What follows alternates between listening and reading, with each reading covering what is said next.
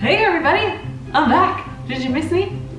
It's been a while, but I'm back with a video, and today we're just gonna mash up everything that I haven't talked about for the past month and a half into one big old video for my autumn wrap-up.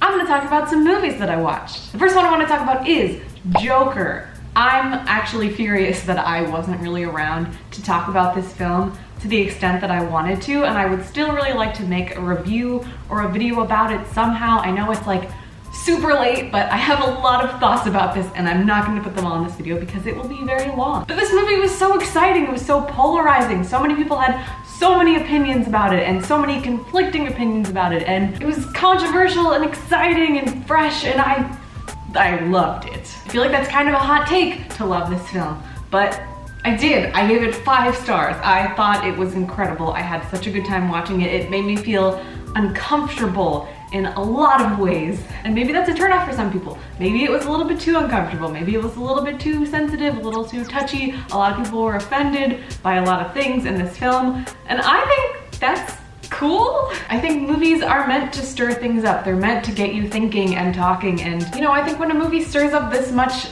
conversation, it's exciting and it's good for the film industry and it's good for people. Instead of just getting spoon-fed information that we've all been taught is the right way to do things, we're being given something different. Say what you will about it. Like, yeah, it's fucked up. It's messed up. It's got a lot of weird shit. There's a lot of weird shit in this movie, and not all of it is good. Most of it is very, very bad. But just take a step back. Take a step off your horse for a sec, and just remember, this is a film about the Joker. Evil personified to the max. It's a movie all about that guy. That guy got a whole movie. Do you think it was gonna be butterflies and rainbows? I loved it. I thought it was such a fresh film, such a fresh take. It was dark and gritty, and Joaquin Phoenix, his performance alone, say what you want about the movie, but Joaquin fucking Phoenix, he took this film to a whole other place. But yes, this film was not, it was enjoyable in a way that makes me feel embarrassed to say it was enjoyable because it shouldn't have been. Like, it's authentically and apologetically upsetting, just very upsetting. It's twisted and it's funny, it's disturbing, but beautiful. But when you're laughing and having a good time, you like question yourself. You're like, why am I laughing at this? This is really messed up. What the fuck is wrong with me? And I also think it's just a really great film for anyone who is a big fan of the Joker and the Batman world. I think maybe if you're not a fan of that, you might not appreciate it as much because this film was so authentically the Joker. Like, there are so many moments, one in particular that is like the most Joker thing I've ever seen. But yeah, I love this movie. It was awesome. It was just like this pure, unhinged spectacle of horror, and it was great. Moving along, coffee. Hey. Jojo Rabbit. Oh, Jojo Rabbit. Taika Waititi is becoming one of my most favorite directors ever. Like, okay, keep them coming, man. Keep them coming. He killed Thor Ragnarok and he slayed Jojo Rabbit. My God, this movie was great. I saw the trailer and I was like, okay, this could be great. Could also be very offensive and not great. But it was great. It was so great. It was so much fun. It was hilarious. It was incredibly clever and witty, and the writing in this film is so delicious. It's also just a movie that's so fresh and like kind of brave because, you know, it's about Hitler, World War II. It's a touchy subject. It will always be a touchy subject. You kind of have to tiptoe around it and do it right. I think it was done perfectly, but it could have gone sour at any moment. And another thing I wasn't really expecting from the film is that while it was like fun and quirky and hilarious, it was also very moving, very emotional. I cried at one point. Like, it covered all the bases. It was hilarious.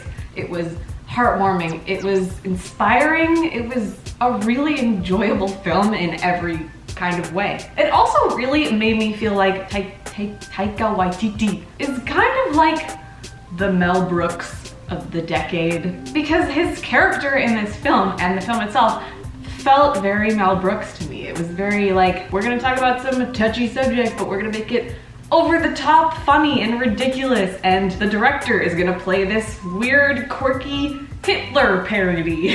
And it just feels like something Mel Brooks would do, and I'm so grateful for it, because if Mel Brooks made any of his movies right now, today, in this era, they would not go over well. There would be mobs, angry internet mobs, trying to murder Mel Brooks. But Taika Waititi is like, guys, I can do this, we can still do this, we can still get away with this stuff as long as we do it right and make it entertaining as hell. And he did it, and it was awesome, and I loved it. Moving on. Dr. Sleep. Yo. Okay, this video is just gonna be me ranting about all of the things that I love, because so far, I've loved everything. Dr. Sleep, I thought was amazing. Why are there so many good movies coming out when I'm not around to talk about them? Dr. Sleep, if you don't know, is the sequel to The Shining. It's about Jack Torrance's kid, the little boy in the movie on the big wheel, and how he grew up with this like trauma, PTSD, because obviously, and about how he walks around with The Shining, with this connection to weird dead things. And you know, everything's just weird, and it's just, I don't know how to explain this movie to you without you just watching it. Like, you just have to experience it. It's an experience. It's a slow burn, but so is The Shining, and it's very much like The Shining. It's very similar in tone and in the experience in general, where you just kind of get increasingly more uncomfortable and things get increasingly more freaky and scary. And by the end of it, your nails hurt because they're being clawed into the seat beneath you. And it was also just beautiful, breathtaking cinematography. Everything about this film is just interesting to look at. The cast was phenomenal. The story itself was just very invigorating. It was full of plot twists. Never knew where the story was going. I was surprised by a lot of it. I was also surprised by how much I liked a lot of it, because there were some choices that they made, and when I saw the trailer, I was like, this seems kind of stupid. But then when I actually saw it, it was really good. I think Ian McGregor was amazing. His performance is so good. One of his best ever, I think. And there are also some phenomenal Easter eggs. Maybe not even Easter eggs, just like obvious references to The Shining, but when you get there, like the whole movie, you're like, you know you're gonna get there. You're like, I know this is gonna happen at some point, and then it does, and you're like, ah, yes! Also, at the same time, being incredibly freaked out. So, it was a great experience for me. And yeah, that's all I got to say about that. Klaus! Klaus is a Christmas movie on Netflix that I have heard nothing about, but I just, you know, was sitting around and I saw it on Netflix, so I clicked it because I like Christmas movies. And it was so cute and so wonderful. So Klaus is an animated film about Santa Claus. It's like the origin story of Santa Claus and how he started delivering presents to people and like the legend of everything. And it's just really interesting. It's a really fresh take about friendship and coming of age and all sorts of things, really. And it's just beautiful. Like, the animation is beautiful, the story is beautiful, the music is beautiful, and I cried like a child. So if you want a beautiful, heart-wrenching Christmas story, watch Klaus on Netflix. Sponsor me, Netflix. Next up, The Irishman. The Irishman is another Netflix film, though it was also in theaters for a short period of time, and that's where I saw it, and if you got the chance, it was awesome. It was amazing. I'm kind of mad a little bit that it wasn't in theaters for longer because it deserves to be, but that's a whole other thing. But The Irishman is a film based on the novel I Heard You Paint Houses by, I have it right here somewhere. Wait, no, I know where it is. I Heard You Paint Houses by Charles Brandt. And this is a book about Frank Sheeran, also known as The Irishman, who is the guy who killed Jimmy Hoffa, more or less. So it's a mob film. You know, you got Robert De Niro, Al Pacino, Joe Pesci, like all of the greats, and it's everything you would expect it to be and more. Also directed by Martin Scorsese, which it should be mentioned that that's a thing that I should have said at the beginning, but it's so good. Honestly, I don't like mob films. I've never liked them. I'm sorry, I can't get into The Godfather, can't get into The Sopranos. It's just not for me, okay? It's just, I appreciate it. I appreciate the greatness of those things. Just not for me, not my thing, not my thing. But this movie was really good, like really good.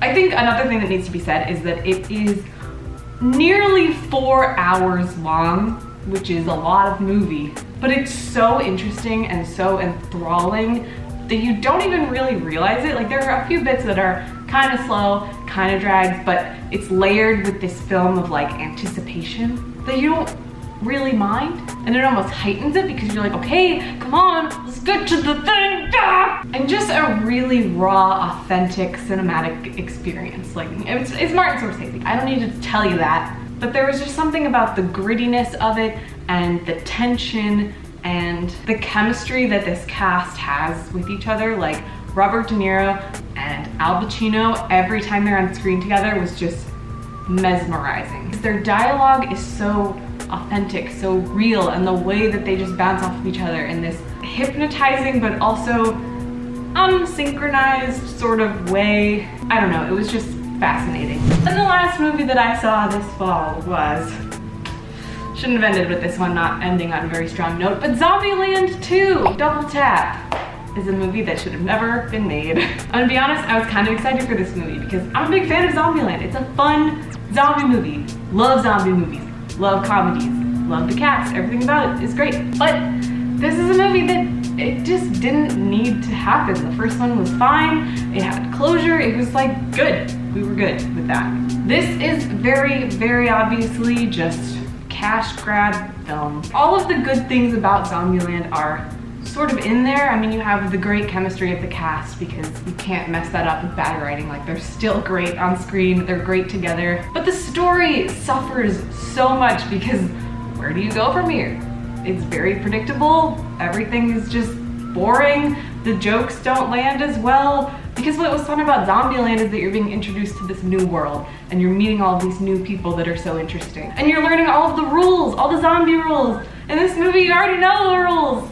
It just didn't have the same charm and it was unnecessary and stupid. So next I'm gonna move on to TV shows, but plot twist. Can a video have a plot twist? One of the reasons I haven't posted a video in a while is because I'm really fucking busy. Got a lot going on. We just bought this house, we're still renovating it. This is the only room that's not under construction, which is why we are here. But I have a lot of stuff to do. I don't have time to be making videos like this.